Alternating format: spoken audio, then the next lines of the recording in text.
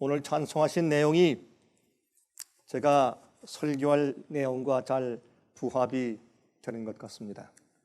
오늘은 제가 다윗과 사울의 전쟁에 대해서 좀 말씀을 드리려고 합니다. 왜 제가 이 다윗과 사울의 전쟁에 대해서 말씀을 나누려고 하는가? 이것은 우리가 살고 있는 이 현 시대에 옛날 역사가 그대로 다시 적용되는 중요한 말씀이기 때문에 그러합니다. 여러분, 사실 열왕기 상하나 역대상하, 또 그 전에 있는 사무엘상하에 있는 옛날 고대 이스라엘과 유대 나라의 역사를 읽어보면 참 어떤 때는 참 지루하다. 특별히 여자분들에게 이 역사를 별로 좋아하지 않는 그런 여자분들에게는 참 좀 지루하다, 좀 읽기가 어렵다, 그렇게 생각이 될 것이라고 생각이 되지만은, 그러나 이런 역사기에 기록되어 있는 하나님께서 당신의 백성을 어떻게 취급하시고, 어떻게 왕들을 일으키시고, 어떻게 왕들을 패하시고, 어떻게 나라들을 대적하시고 무찌르시고, 어떤 때는 또 패배하는 것을 허용하시고 하시는 주님의 놀라운 역사를 우리가 거기서 배울 수 있는 것입니다. 하나님의 지혜를 배울 수 있으며, 또 현세는 답답해도 주님께서 이러한 일들을 마지막에 어떠한 결과로, 어떠한 승리로 이끌어내시는지에 대해서 우리가 배우게 되는 것입니다. 여러분, 이런 역사가 우리에게 주어진 이유는 우리의 삶이 유한하기 때문에 그렇습니다. 우리가 이 땅에 사는 날이 어떤 사람들은 40년, 50년, 70년, 80년, 요즘엔 좀 장수하는 세월이 되어서 100년까지 사는 사람들도 있습니다만은, 그러나 사실 우리가 유한한 생을 살기 때문에 우리가 우리 세대 이후에 건너가서 미래에 어떤 일이 벌어질 것을 모르는 것입니다. 또 과거에 있는 역사의 교훈을 배우긴 하지만은 그것을 현세에 적용시키기가 참 어렵습니다. 왜? 미래가 보이지 않기 때문에. 그래서 웬만한 믿음이 아니면 과거 역사에서 배운 그런 힘을 가지고 현세를 산다는 것은 참 그렇게 쉬운 일이 아닌 것을 우리가 기억하게 되는 것입니다. 그래서 하나님께서 역사를 보여주십니다. 그래서 역사를 보면서 하나님께서 어떻게 해 오셨기 때문에 우리에게도 어떻게 하실 것이다. 결국에는 인간이 눈으로 볼 때 아무리 어렵고 막막할지라도, 또 슬프고 괴로울지라도 주님께서 끝은 어떤 일을 행하기 위해서 그렇게 하신다라는 것을 우리가 패턴으로 과거 역사를 통해서 볼 수 있는 것입니다. 그래서 현세에 주님께서 보이지 않는 하나님의 보좌 위에서 주님께서 어떤 일을 하고 계실 것인가 하는 것을 믿을 수 있는 것입니다. 여러분, 예언이라는 것은 이제 앞으로 어떤 일이 있을 것이다 라고 미리 점치는 것보다, 그런 예언된 말씀들이 성취되어 지나갈 때, 이 말씀이 옳았구나, 그렇구나, 그러면 그렇지, 이렇게 해서 하나님의 말씀에 대한 확신이 우리 마음 가운데 점점 더 쌓이게 되기 위해서 주신 것이 사실은 예언의 목적입니다. 그래서 우리가 오늘 이 다윗 왕과 사울 왕의 전쟁을 보면서 하나님께서 이 시대에 우리를 어떻게 취급하실 것이며, 또 앞으로 어떻게 주님의 사업을 이루실 것인가 하는 것을 좀 우리가 들여다보려고 하는 것입니다. 여러분, 하나님께서는 말이죠, 우리에게 말씀을 통해서, 역사를 통해서 계시를 쭉 보여주시고 맨 끝에 가서 하나님께서 그 일을 이루세요. 그게 너무나 역력해요. 하나님께서 어떤 의미에서 이렇게 좀 보십시다. 3000년 전에도 이스라엘이 준비되지 못했어요. 3500년 전에도 이스라엘이 준비되지 못했어요. 2500년 전에도 유대 나라가 준비되지 못했어요. 다시 말해서 전 지금 무슨 얘기를 하려고 하느냐, 시대를 걸쳐가면서 준비되지 못하고 연약한 것은 매 일반인데 하나님께서 꼭 끝에 가서는 그 사업을 마치시고 당신의 일을 이루세요. 그래서 성경에 자주 말씀하기를 나 여호와가 나를 위하여 내 이름을 위하여 더럽힌 내 거룩한 이름을 위하여 너희가 더럽힌 열국에서 더럽힌 내 이름을 위하여서 이런 말씀을 쓰세요. 그리고 여호와께서 일어나셔서 그 일을 이루세요. 하나님께서는 그러면 왜 이스라엘 역사를 주셨는가? 하나님께서 부족하고 연약하지만은 당신의 백성들을 계속 참으시고 인내하시고 인도하시는 하나님의 자비와 하나님의 그 긍휼하심과 하나님의 인내를 세상에 보여주는 것입니다. 어떤 의미에서 우리를 통해서 주님께서 승리하신다라는 것보다 하나님께서 우리 인류를, 더 나아가서 하나님의 교회를, 백성들을 어떻게 취급하시고 구원하시느냐 하는 것을 계시하려고 하시는 것입니다. 그리고 맨 끝에 가서 회개하고 하나님께 모든 것을 드리고 헌신하는 일이 생기면 주님께서 큰 역사를 이루신다는 것을 이 성경의 역사 가운데 여러 번 자주 기록해 오셨다 그 말입니다. 앞으로도 그렇게 하실 것입니다. 자, 그러면 주님께서 이 다윗과 사울의 전쟁을 통해서 오늘날 우리에게 무엇을 말씀하려고 하시는가, 좀 그것을 좀 이해해 보려고 애를 좀 써보겠습니다. 여러분, 다윗이 왕으로 기름 부음을 받을 때에는 현재 왕이 있었습니까? 없었습니까? 있었습니다.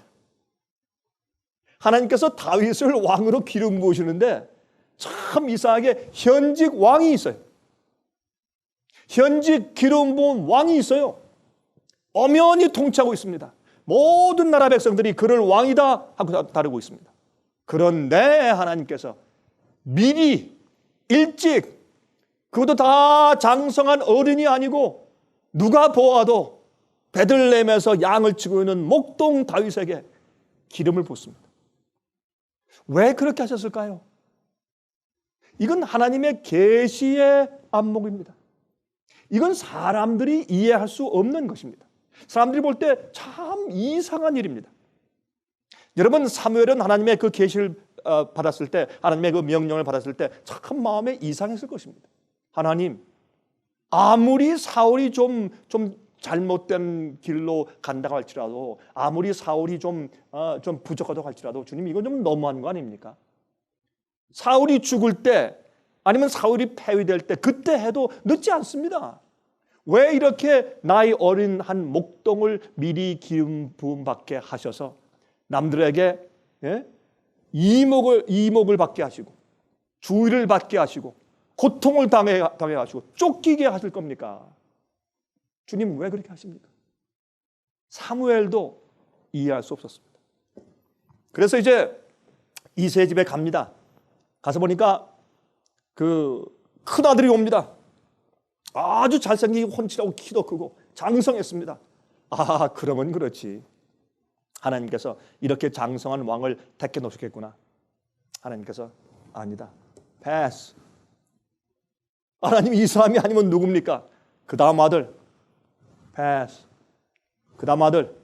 패스. 볼 수 있는 후보자를 전부 패스하신 다음에 내가 내 마음에 합한 자를 아직 이 집에서 보지 못했다. 사무엘이 묻습니다. 또 아들이 있습니까? 있긴 있는데 그 아들은 아닐 겁니다. 그 아버지 이새까지도 말하기를 아유 근데 걔는 아닙니다. 그러니 여러분이 사무엘의 심정이 어떠했겠습니까? 그러나 일단 데려보십시오. 오는데 하나님께서 말씀하기를 이 목동에게, 이 어린아이에게 기름을 부어라. 이자가 이스라엘의 왕이 될 것이라. 그래서 사무엘이 그에게 기름을 붓습니다. 여러분, 그렇게 함으로 사실 어떤 의미에서 그 형들까지도 다윗을 시기하기 시작했습니다. 어릴 때부터 그런 어려움을 겪기 시작합니다. 그가 노래를 잘했습니다. 수금을 잘 타고, 그래서 뽑힘을 받아서 사울 왕 앞에 가서 그가 마음이 번민스러울 때 찬양대 역할을 했습니다. 그것도 많은 사람 찬양대가 아니라 혼자 1인 찬양대 역할을 해서 그의 마음을 위로하는 노래를 많이 불러주고, 어릴 때부터 시를 많이 지은 그런 감수성이 예민한 그런 소년이었습니다. 그 당시에 그 소문이 흘러서 왕의 귀에 안 들어가겠습니까? 아마 왕이 이렇게 생각했겠죠. 아, 저 사무엘이 몰래, 저 선지자가 원래 나를 안 좋아하니까 저런 짓을 했겠지. 그렇게 했을지라도, 그러나 사무엘이, 이 선지자가 기름을 부음 받은 자가 있다는 사실을 왕이 알게 되었단 말입니다. 얼마나 시기와 질투가 많이 일어나고 그를 미워했겠느냐 말입니다. 하나님께서 왜 그러한 일을 경험하며 성장하게 하셨을까요? 여러분, 다윗이 골리앗을 쳐서 이겼을 때, 그때 이 사울 왕의 마음 가운데 이 시기와 질투심이 크게 달았지 않습니까? 하나님께서는 예수님께서 베들레헴에 태어나시기 전 약 1000년 전에 같은 장소인 베들레헴 들판에서 양을 치던 목동 다윗을 기름 부으시고 그를 일으켜서 훈련시키기 시작했습니다. 왕을 삼으시기 시작했습니까? 아닙니다. 훈련시키기 시작했습니다. 그 훈련은 나중에 기름 붓고 왕위에 올린 다음에 해도 되지 않습니까? 그 왕들은 다 그래 왔으니까. 그러나 하나님께서 이스라엘 나라를 세울 왕 다윗을 기름 부으실 때는 그가 어릴 때부터 기름을 부으셨습니다. 이게 여러분과 저에게 무엇을 의미할까요? 여러분, 이 다윗과 사울은 마지막 시대 하나님의 군대와 마귀의 군대, 두 군대를 상징합니다. 하나님의 군대가 싹이 트지 못하게 하기 위해서 시기와 질투를 가지고 죽이고 없애고 말살하기 위해서 애를 쓰는 그런 모습을 우리에게 계시로 보여주는 것입니다. 그러면 다윗 왕은 무엇인가? 다윗 왕은 이스라엘 나라를 세운 왕입니다. 여러분, 다윗 왕이 무엇을 했습니까? 다윗 왕은 나라를 부흥시키고 개혁한 왕입니다. 다윗은 성전을 짓기 위한 모든 기초를 세워놓은 왕입니다. 다윗은 그 이스라엘 나라가 외적과 상대했을 때 같이 전쟁할 만한 강성한 나라로 만든 왕이었습니다. 여러분, 사실은 사울 왕이 초대 왕이었지만은, 그러나 성경은 다윗부터 시작합니다. 사울 왕을 치지 않습니다. 다윗부터 이스라엘은 시작합니다. 그래서 예수님의 족보를 따질 때도 다윗부터 시작합니다. 아브라함, 그 다음엔 다윗입니다. 그전에는 없습니다. 왕이. 왜 이랬을까요? 이것은 마지막에 하나님께서 이스라엘 백성들, 영적인 이스라엘 백성들을 일으켜서 마지막 군대를 가지고 마지막 전쟁을 치루실 일에 대해서 우리에게 계시해 주시는 것입니다. 그래서 하나님의 군대와 마귀의 군대를 여기에 이제 보여주고 있는 것입니다. 그의 가능성을 보셨습니다. 다윗이 부족했습니다. 어렸습니다. 그러나 하나님께서 그의 가능성을 보셨습니다. 각 족속들과 각 지파별들을, 이 지파들을 연합시켰습니다. 쫓겨다니면서 많은 사람들과 용사들을 만나고 각 다른 부족들을 다 익히 알게 되었습니다. 이거는 중요합니다. 제가 이제 이 다윗의 역사를 가만히 읽으면서 제가 그걸 깨닫게 되었어요. 그가 처음부터 기름 부음 받고 왕좌에 앉아 있었더라면 많은 사람을 알 수가 없었을 것이에요.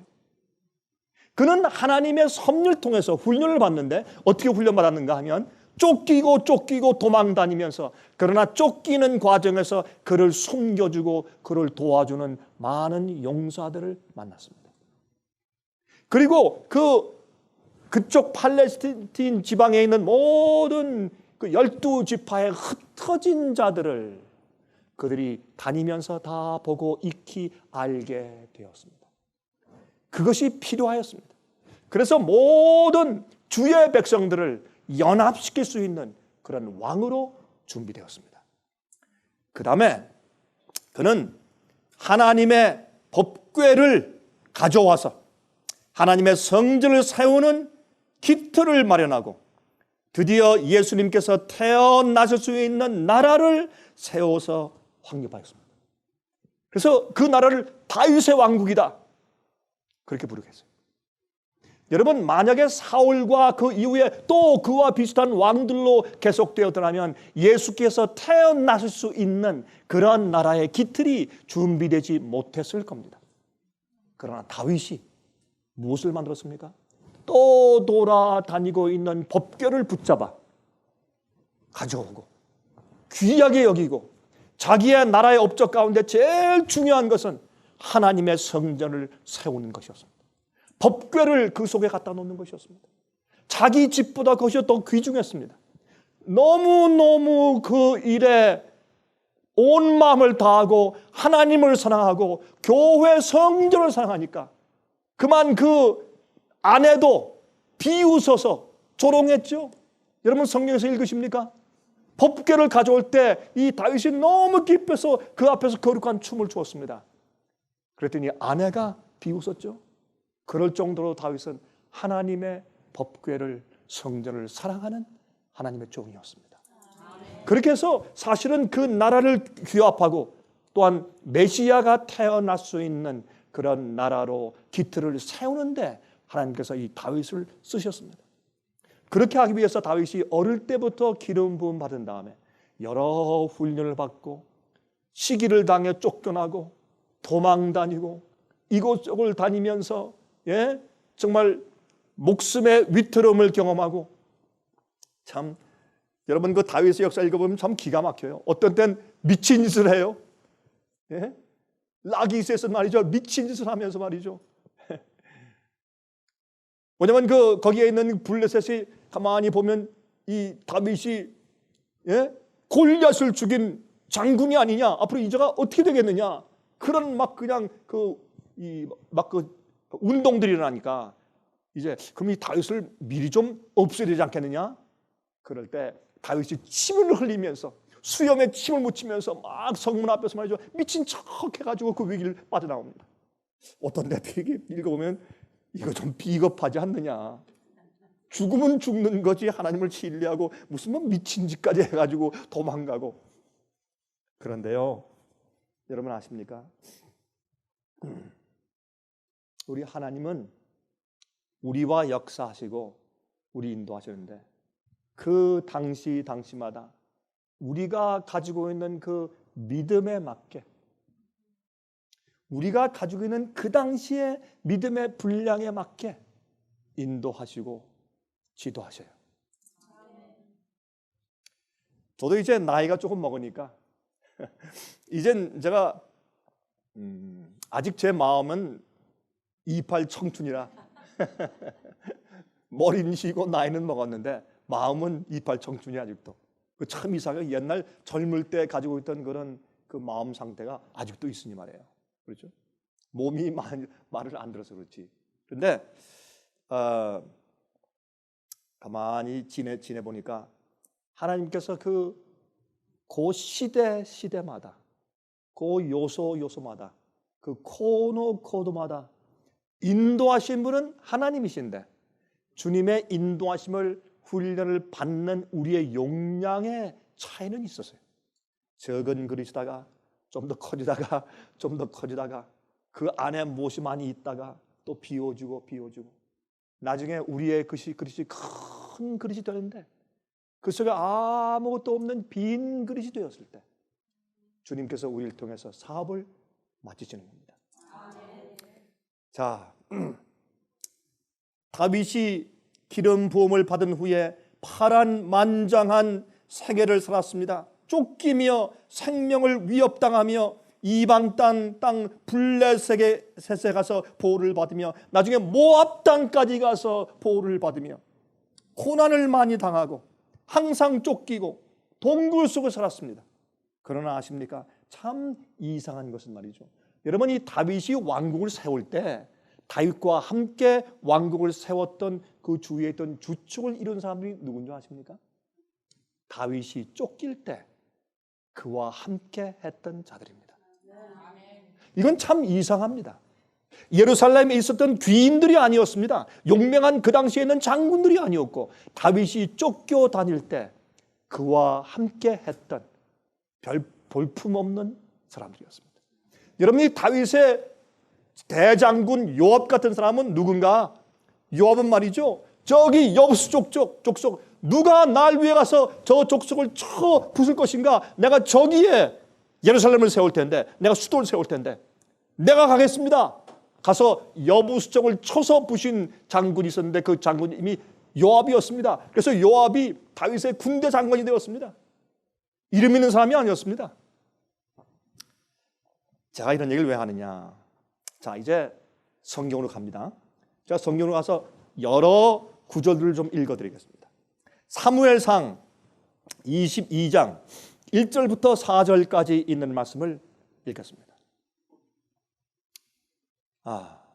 이렇게 한번 생각을 하고 우리 계속 읽으며 나가보겠습니다.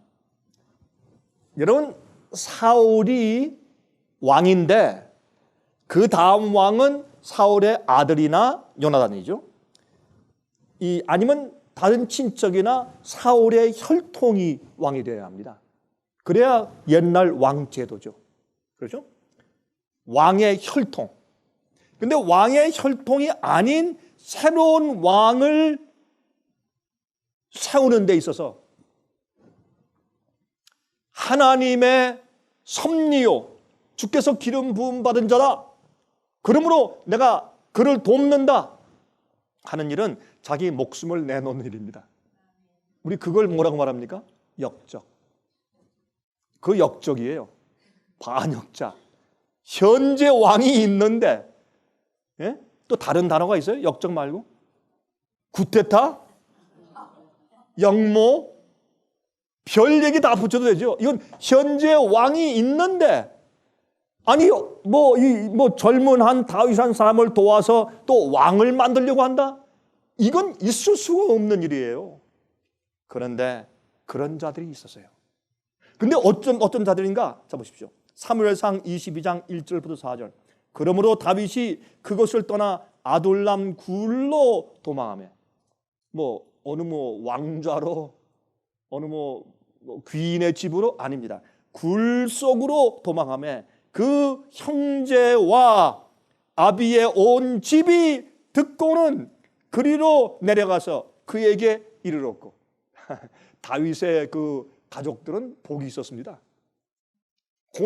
다윗과 함께 고난을 많이 당했지만 그러나 하나님께서 인도하시는 올바른 노선 가운데 설 수가 있었으니까. 그래서 사실은 그 형제들도 동생 다윗이 거기 있다.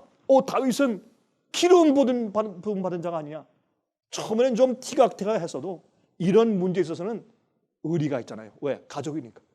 이게 딴 애 갔어요. 또 누가 갔다? 아버지의 온 집이 듣고는 다윗으로 갔다.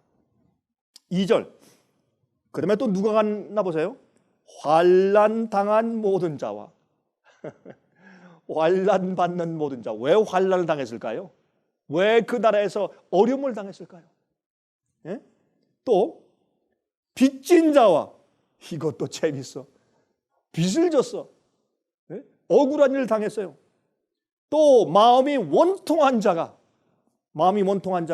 다 그에게로 모였고 그는 그 장관이 되었는데 그와 함께한 자가 400명가량이었더라. 거기에 모인 한 400명들을 거느렸는데 그 400명들은 어떤 사람들이었느냐? 사울의 왕의 통치에서 억울하고 답답하고 빚지고 잘못 취급받고 어려운 사람들이었습니다. 그런 사람들이 다윗에게 가서 그를 도왔습니다.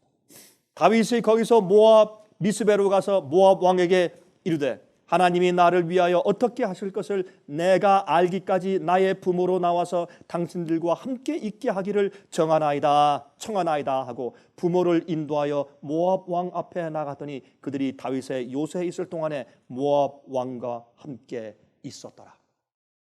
여러분, 우리가 이제 보면 이스라엘 역사 가운데서 암몬, 모압, 에돔 이런 족속은 뭐예요? 항상 이스라엘을 괴롭혀온 족속들이 아니에요. 그렇죠? 예. 그 옛날에 그 역사를 보면은 그 에서의 자손, 또 롯의 자손 뭐 이래가지고 다 그 이스라엘을 괴롭혀온 그런 이방 족속들 아니었습니까? 그런데 모압 왕에게 가서 도움을 다 받습니다. 블레셋에게 가서 도움을 받습니다. 이렇게 전전긍긍하며 다윗은 훈련을 받습니다. 자, 역대상 10장 13절과 14절에 다음과 같이 말씀했습니다. 다윗의 죽은 것은 여호와께 범죄하여 사울의 죽은 것은 여호와께 범죄하였음이라. 저가 여호와의 말씀을 지키지 아니하고 또 신접한 자에게 가르치기를 청하고. 신접한 여인은 엔돌의 여인이죠. 거기 가서 심지어 가르치기를 청하고 여호와께 묻지 아니하였으므로 여호와께서 저를 죽이시고 그 나라를 이새의 아들 다윗에게 돌리셨더라. 오, 하나님께서 계시적인 안목으로 미리 내다보시고 사울에 붙은 그의 가족들 혈통을 통해서는 절대로 메시아가 태어날 성전을 지을 수 있는 그 나라 모든 지파를 규합하고 연합시킬 수 있는 그런 나라로 만들 수 없는 것을 하나님께서 아셨습니다. 그러나 마음이 정직하고 마음이 순수하며 하나님을 사랑하고 주의 명령을 쫓는 믿음이 있는 그런 어린 목동 다윗을 주님께서 택하셔서 그를 기름 부으시고 훈련하신 것입니다. 여러분 아십니까?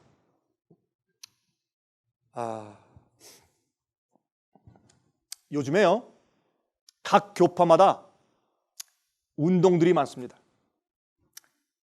자양선교, 독립선교, 무슨 뭐 이런, 여러분 아십니까? 이러한 그 운동들이 모든 교파마다 많습니다. 심지어 로마 천주교 안에서까지도 그런 독립선교 운동들이 많이 있습니다. 그런 그룹들이 많이 생깁니다. 그들 가운데는 극단들도 있고 광신주의도 있고 또 이상한 무리들도 있고 그렇습니다. 그러나 하나님께서 인도하는 무리들도 있습니다. 전 그런 자들 가운데 꽤 많은 사람들을 만나보았습니다. 제가 느낀 것이 있습니다. 여러분 한국에 가면요 교파가 없는 그리스도인들이 많이 있습니다. 요즘에 교파가 없습니다. 그들은 교파를 만들기를 거절합니다. 그래서 제가 이름을 붙이지 않겠습니다. 이름을 붙이면 여러분 다 아시기 때문에 자기들 부르기를 어떤 무슨 뭐 침례교, 장로교, 감리교 뭐 이렇게 부르지 않고 다른 이름을 부릅니다. 그런데 모입니다. 예배드립니다.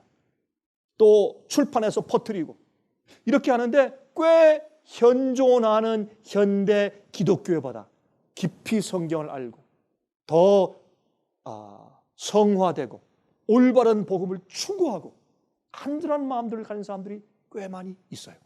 그래서 제가 가만히 보면서 이런 사람들이 군데군데 꽤 많이 숨어 있구나.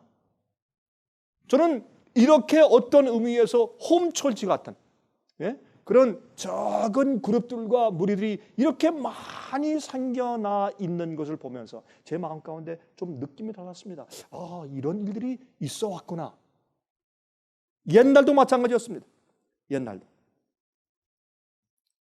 그래서 하나님께서 이새의 아들 다윗에게 앞으로 왕이 되게 하기 위해서 훈련하신 것입니다. 여러분 사울의 집 계열 중에서 왕을 뽑지 않고 다윗에게로 온 용사들, 이건 참 놀라운 일입니다. 자, 여기 보세요. 역대상 11장 26절부터 41절까지 좀 길지만 제가 읽겠습니다. 여기 보면 이 다윗에게 온 군대들, 용사들에 대한 리스트가 나옵니다. 근데 한번 읽어보십시다. 어떤 자들이 왔는가?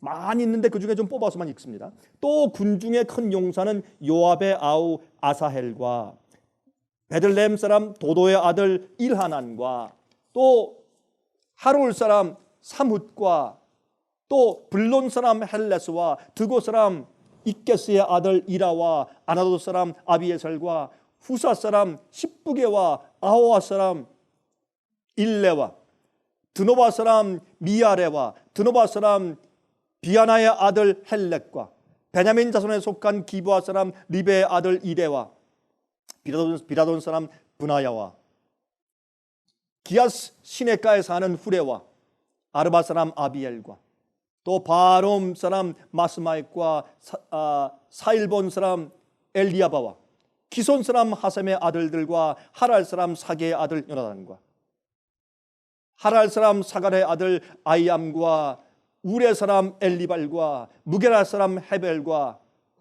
블론 사람 아히야와 그런데 여러분 이 가운데도 사실은 이 가운데 있는 지금 제가 읽은 명단 가운데서 이방인들이 섞여 있습니다. 그런데 여기에 분명히 우리가 알아볼 수 있는 이방인들이 있어요. 37절 갈멜 사람 헤스로와 에스베의 아들 나아레와 이방 용사입니다. 또 나단의 아우 요엘과 하그리의 아들 미팔과 그 다음 보세요. 암몬 사람이요? 예스! 암몬 사람 셀렉과 수루야의 아들 요압의 병기 잡은 자 베로 사람 나하레와 이델 사람 이라와 이델 사람 가렙과 다 이방인들입니다. 그 다음에 보세요. 또 우리가 잘 아는 햇사람 누구요? 우리야와 알레의 아들 사밧과 여러분 우리야 누굽니까? 바세바의 남편이었죠. 햇사람 충성스러운 자. 다윗이 왕이기 전에 쫓겨다닐 때 그와 함께 칼을 들고 그를 보호하면서 따라다녔던 그 훌륭한 용사 햇사람 우리야. 이러한 자들이 다윗과 규합해서 다윗 왕국을 세우기 위해서 준비하고 있었습니다. 역대상 12장 21절 22절입니다. 이 무리가 다윗을 도와 적당을 쳤으니 저희는 다 큰 용사요 군대 장관이 됨이었더라. 그때 사람이 날마다 다윗에게로 돌아와서 돕고자 하며 큰 군대를 이루어 하나님의 군대와 같았더라. 여기 놀라운 얘기가 있죠. 여러분 그렇게 어려운 과정 가운데 쫓기는데 사람들이 점점 와서 다윗과 규합하였습니다. 그래서 군대가 커졌는데 그 군대를 하나님의 군대와 같았더라 라고 성경에 적었습니다. 그가 왕이 되기 이전의 일입니다. 여러분 제가 이것을 어디에 적용시키려고 제가 애를 썼는가? 제가 말씀드렸듯이 다윗 왕과 사울 왕의 전쟁은 사탄과 예수 그리스도의 전쟁을 상징하는 것입니다.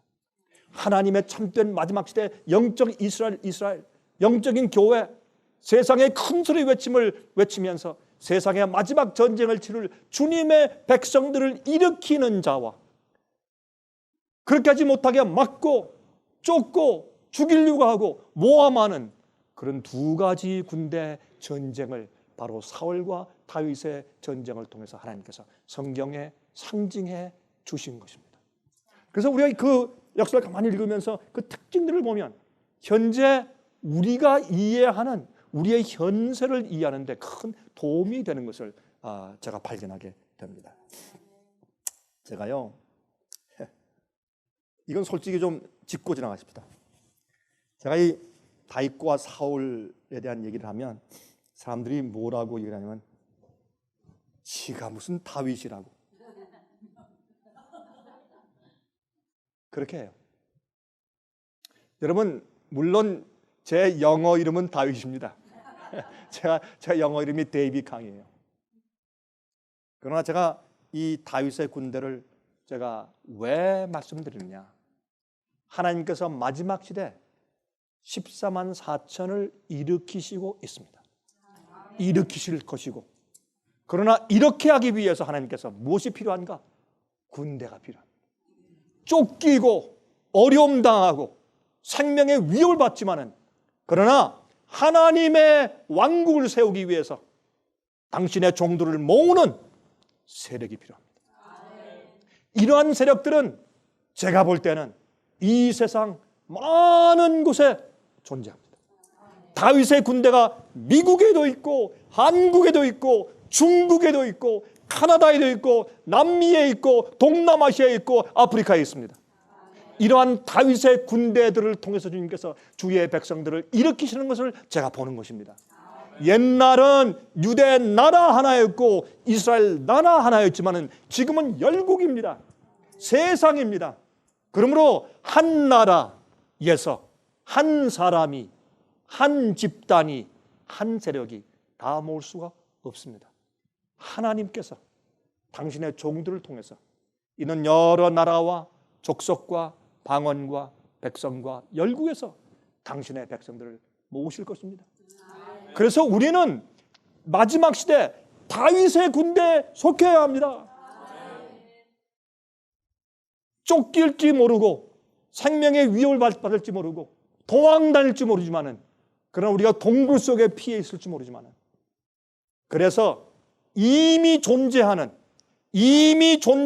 조직들이, 이미 존재하는 큰 세력들이, 이미 존재하는 교회가 그들을 없애려고 핍박할지 모르나 하나님께서 그들을 훈련시켜서 마지막 대아마겟돈 전쟁에 싸울 수 있는 용사를 주님께서 모시는 겁니다. 마귀도 아마겟돈이라는 곳으로 자기의 부하들을 다 모아온다고 했습니다. 새 더러운 영을 통해서 용의 입에서 나오고 짐승의 입에서 나오고 거짓 선자의 입에서 나오는 새 더러운 영을 통해서 온 세상에서 자기 부하들을 규합하고 교육시켜서 마지막 전쟁으로 모아옵니다. 여호와의 큰 날에 전쟁하기 위해서 마귀가 모아오는데, 주님께서는 당신의 백성들, 당신의 군사를 준비시키지 않으시겠습니까? 그 일을 하시는 것입니다. 그 일을 조용히 하고 계시는데, 그들은 다윗의 군대입니다. 그들의 군대가 마지막에 섰을 때 사람들이 이제 부르기를 하나님의 군대라 그렇게 부를 것입니다. 하나님께서 그 일을 하실 것입니다. 주님께서 그 마차의 고삐를, 말들의 고삐를 당신 직접 손에 쥐시고 운전하실 때 그때 놀라운 일이 벌어지게 될 것입니다. 여러분 아십니까? 누가 뭐라고 해도 저는 믿음의 눈으로 그것을 볼 수 있습니다. 그런 일이 온 세상에서 벌어지고 있는 것을 저는 봅니다.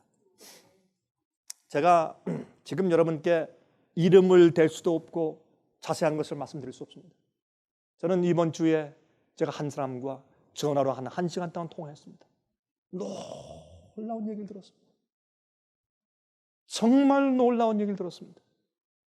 이거는 하나님의 손이 무엇을 어떻게 잡고 어떻게 인도하고 있는지 다시 한번 제 눈에 환하게 볼 수 있게 도와주시는 그런 은혜의 대화였습니다.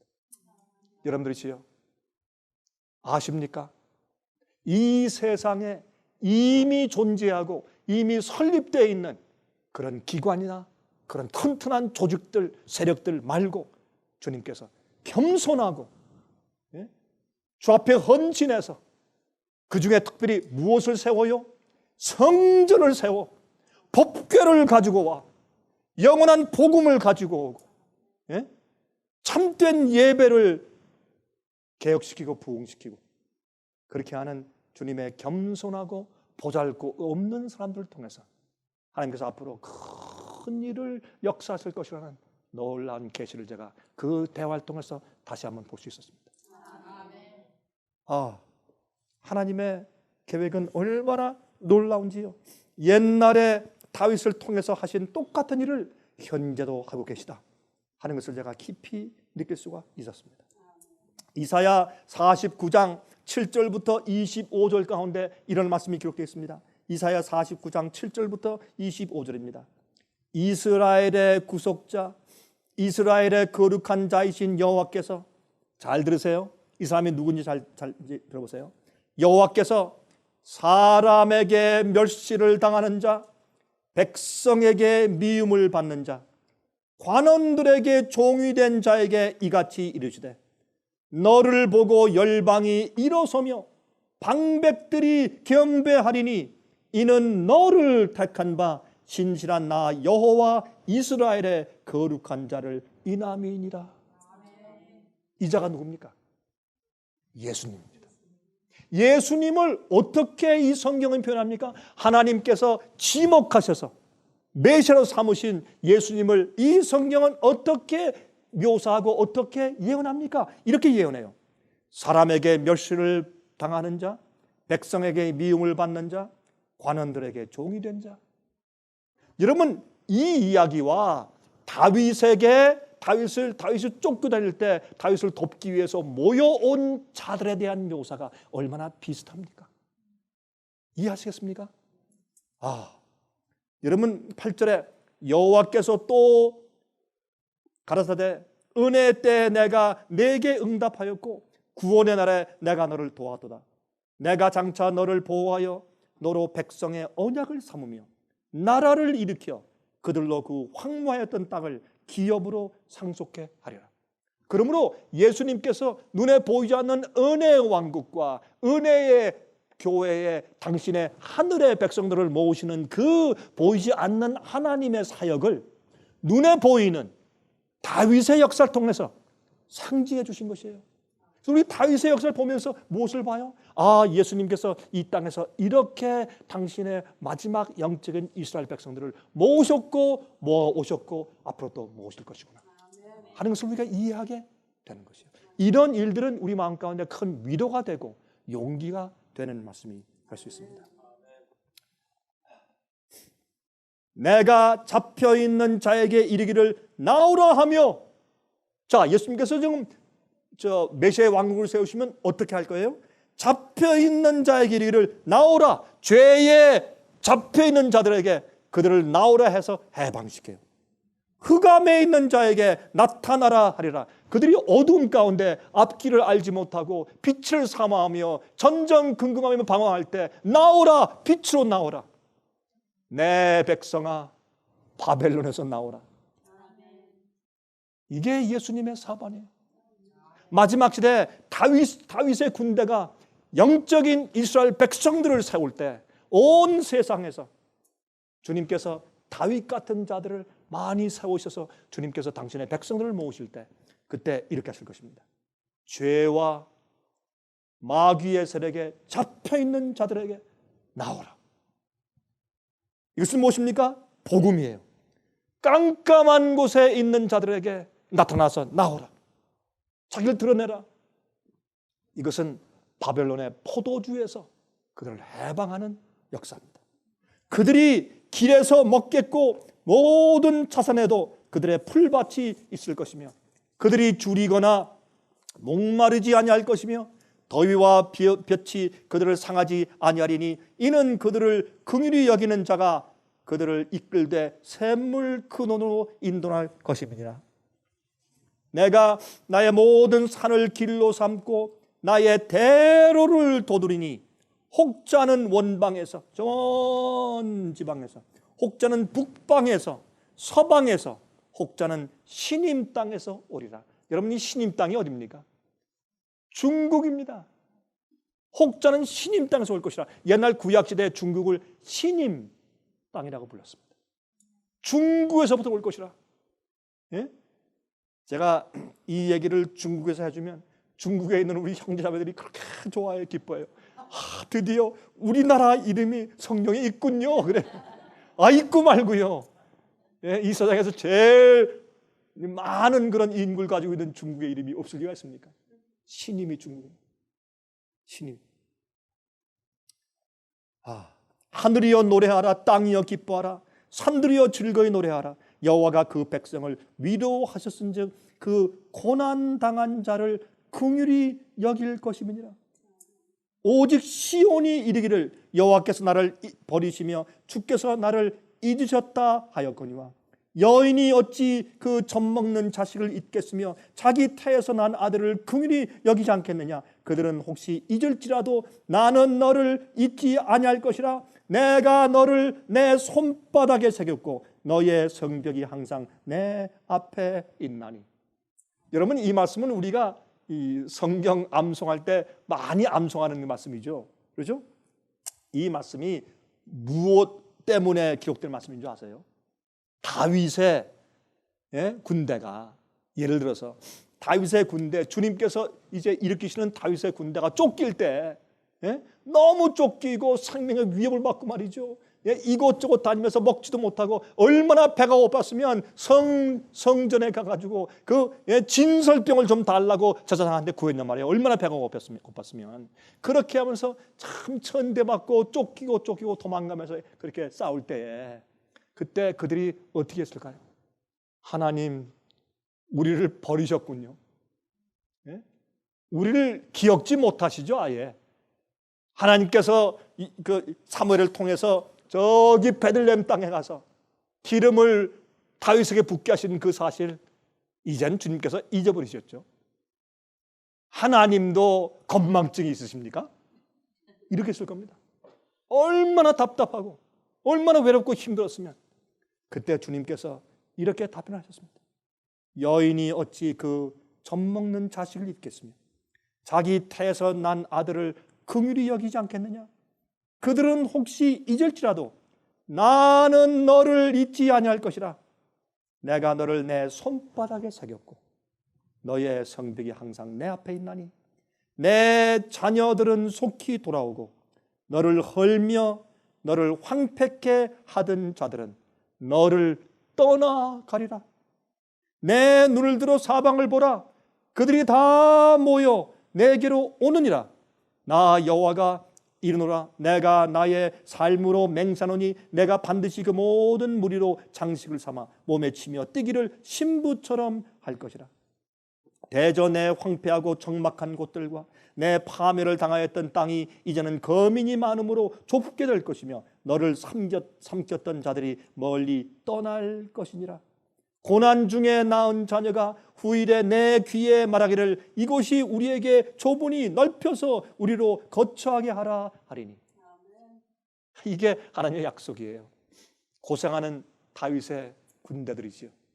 이 화면을 통해서 제 얘기를 들으시는 고생하는, 고통당하고 쫓기고 가족들에게 쫓기고 여러분이 같이 지내던 교인들에게 쫓기고 오해받고 핍박당하며 이상한 사람 취급받고, 여러분 환난 가운데 있는 자들이시여 핍박받는 자들이시여 다윗의 군대요, 하나님께서 여러분을 잊지 않으셨습니다. 아멘. 주님의 약속이 여기에 있어요.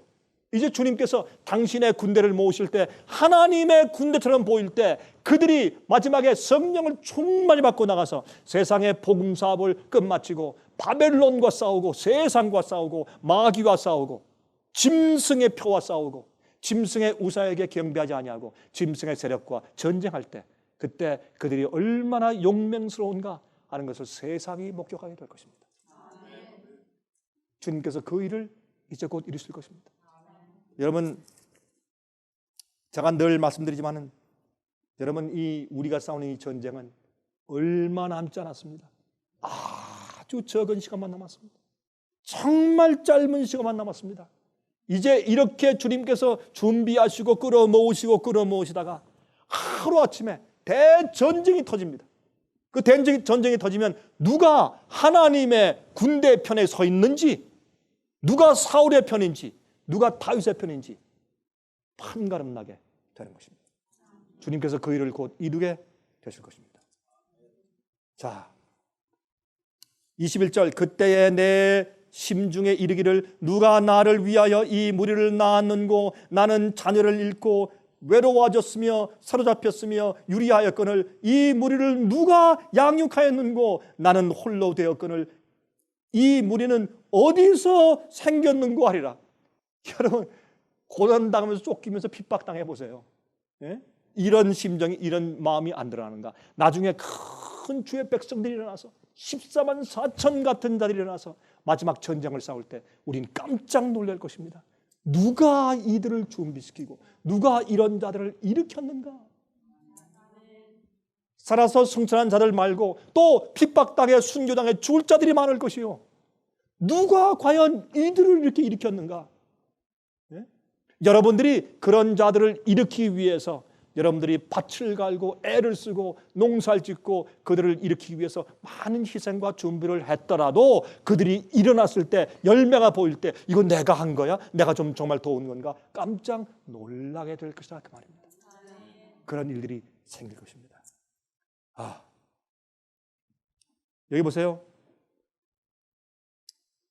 나 주 여호와가 이르노라. 내가 열방을 향하여 나의 손을 들고 민족들을 향하여 나의 기호를 세울 것이라. 그들이 내 아들들을 품에 안고 내 딸들을 어깨에 메고 올 것이며 열왕은 내 양부가 되며 왕비들은 내 유모가 될 것이며. 이게 무슨 말이에요?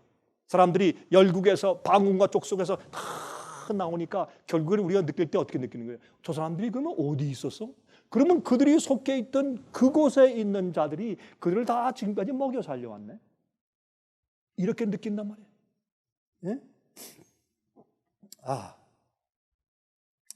열왕은 내 양부가 되며 왕비들은 내 유모가 될 것이며 그들이 얼굴을 땅에 대고 내게 절하고 내 발에 티끌을 핥을 것이니 내가 나를 여호와인 줄 알리라. 나를 바라는 자는 수치를 당하지 아니하리라.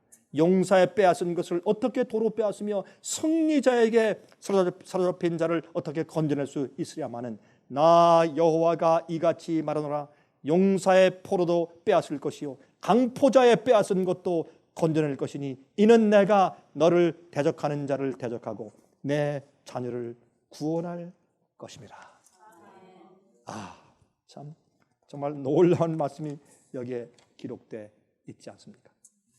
여러분, 제가 끝으로 제가 한글을 좀 읽어드리겠습니다. 미국에서 말이죠. 미국에서 영감적인 글을 쓰며 성경 속에 있는 깊이 있는 그 의미를 해석하여서 주옥 같은 말씀들을 후대에 전해주기 위해서 많은 책을 기록한 한 여성이 있었습니다. 그는 1800년도 중반부터 1900년도 초기까지 놀라운 저술 활동을 했으며 많은 사람들에게 복음을 전하였고 세상의 선교를 위해서 애쓰고 희생했습니다.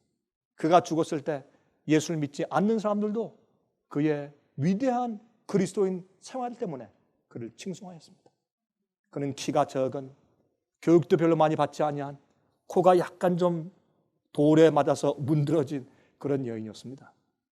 근데 이 여인이 1889년도에 하나님께서 마지막 시대에 당신의 최후의 일꾼들을 모아 오실 것에 대하여 다음과 같은 놀라운 글을 남겼습니다. 그분이 쓴 글들을 좀 이렇게 모은 것을 Selected Messages 라는 이름을 붙여서 나중에 책을 만든 것이 있는데 그 책 3권 386페이지를 보니까 다음과 같은 말씀이 기록되어 있습니다. 여러분, 이 이야기는 하나님께서 마지막에 다윗의 군대를 모으시는 하나님의 섭리의 모습을 우리에게 또 알게 하는 중요한 영감의 말씀을 주는 것입니다. 한번 읽어봅시다. 하나님은 빛 가운데서 걷지 않는 안식일을 지키는 다수의 재림 신도들보다도 빛을 순종하는 데 더 신실하며 그들이 아는 것 최선을 다하는 당신의 자녀들 중에 많은 이들을 개신교회와 천주교 안에 가지고 계신다. 주님께서는 개신교회가 경고를 받으며 참된 상황을 깨닫고 그들이 오랫동안 누려온 종교적 자유라는 특권의 가치를 생각하도록 진리의 기별을 선포하실 것이다. 이 땅은 압제받는 자의 안식처, 미국을 말하는 것입니다. 그 당시에 이분은 미국 사람이니까. 이 땅은 압제받는 자의 안식처, 양심의 자유의 증인, 성경의 빛의 위대한 중심이었다. 하나님은 진리를 발견하기 위하여 성경을 연구한 사자, 또한 하나님의 율법을 무효화함으로 죄악의 사람에게 주도권을 제공하는 종교적 개정안을 만드는 일에 있어서 예언을 성취시키는 중에 그들의 역할을 하는 자들의 움직임을 연구한 사자들을 보내셨다. 그런데 교회에게 그들의 위험에 대하여 일깨우는 직접적인 경고의 음성을 높이는 일이 없어야 하겠느냐? 별로 없다고 말해요. 일들이 표류하는 대로 버려두고 사탄이 저항을 받지도 않고 승리하도록 내버려 두어야 할 것인가? 하나님께서 허락하지 않으신다. 세상의 대열에서 여러 교회들로부터 심지어 천주 교회에서라도 지금까지 진리를 선포하기 위하여 대열에 섰던 자들의 열성보다 그 열성이 월등한 자들이 많이 나오게 될 것이다. 이런 이유로 11시의 일꾼들은 그들의 품삯을 받을 것이다. 이들은 다가오는 전쟁을 보고 분명한 나팔 소리를 낼 것이다. 위기가 우리 위에 있을 때, 재난의 시기가 올 때 그들은 앞으로 나갈 것이며 하나님의 전신갑주로 스스로를 두르고 그분의 율법을 높일 것이며 예수의 믿음에 매어 달리고 개혁자들이 힘써 옹호하고 목숨을 희생한 종교 자유의 사업을 지속할 것이다. 하나님께서 사람에게 명령하지 아니하신 안식일을 준수할 것을 강요하면서 거짓 안식일이 법률로 정해져서 시행되도록 제시될 것이다. 천주교에 의해 개신교회가 당한 핍박, 그에 의해 예수 그리스도의 종교가 거의 멸절된 그 핍박은 개신교회와 천주교회가 결합할 때에 그때에는 필적하지 못하는 놀라운 핍박이 될 것이다. 우리의 땅은, 이 미국은 그 위에서 우리의 양심의 명령을 따라 하나님을 경배할 수 있는 종교 자유를 획득하기 위한 투쟁이 전개될 전장이 될 것이다. 그런데 깨어 있어야 마땅하며 그 영향력을 중립적인 곳에 둘 것이 아니라 전적으로 주님의 편에 두어야 할 사람들을 계속 잠자게 하는 원수의 일을 감지할 수 없는가? 갑작스러운 멸망이 세상에 임하려 하며 하나님의 진노가 부어지려는 지금 사람들은 평화와 안전을 외쳐야 할 것인가? 그렇게 얘기했습니다. 현재 우리가 살고 있는 이 시대의 형편을 그대로 묘사하는 얼마나 영감적인 글입니까? 여러분 알고 계십니까? 저는 믿습니다. 하나님께서 이 시대에 다윗의 군대를 모으고 있습니다. 우리가 정확하게 눈에 보일 수는 없지만, 숫자를 셀 수 없지만, 그러나 주님께서 하나님의 군대 같은 다윗의 군대를 옛날에 실제적으로 하셨던 것처럼 지금도 행하고 계십니다. 여러분들은 부디 기도하시면서 그 군대에 속하는 사람 되시기를 간절히 바랍니다.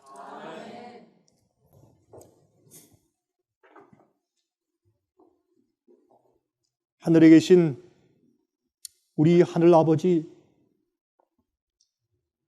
주님께서 모든 일들을 주관하시는 통치자시며 창조주이신 것을 믿습니다.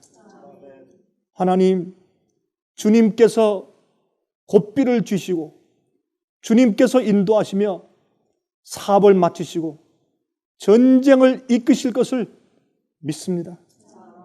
인간의 유한함 속에서 우리가 처해서 어떤 땐 주님이 보이지 않고 우리를 버리셨나 하는 느낌을 느끼는 자들이 많겠으나 하나님께서 우리의 이름을 당신의 손바닥에 기록하시고 부모가 잊을지언정 절대로 잊지 아니하심을 우리는 믿습니다. 주님이시여 또한 이제 이 세상을 구속하기 위해서 아들 예수를 보내서 십자가에 돌아가게 하시고 무수한 천사들을 사용하시고 성령께서 역사하시고 6,000년 동안 공을 들여오신 이 대전쟁이 허디로 돌아가지 아니하고 반드시 승리할 것을 우리가 믿습니다. 또 주님께서 주님의 몸된 마지막 영적인 교회를 일으키시고 14만 4천을 인치시고 그 전쟁에 투입하실 것을 우리는 믿습니다. 관건은 우리가 주님의 그 군대 속에 있느냐 하는 것입니다. 주여, 우리의 부족과 우리의 연약함을 불쌍히 여기시고 우리의 기도와 호소를 들으시며 우리를 강한 군대로 삼으시고 주님의 뜻을 우리 생에서도 이루시고 나중에 온 세상에서 이 전쟁을 주님의 뜻대로 이루시옵소서. 예수 그리스도 이름으로 간절하게 기도합니다.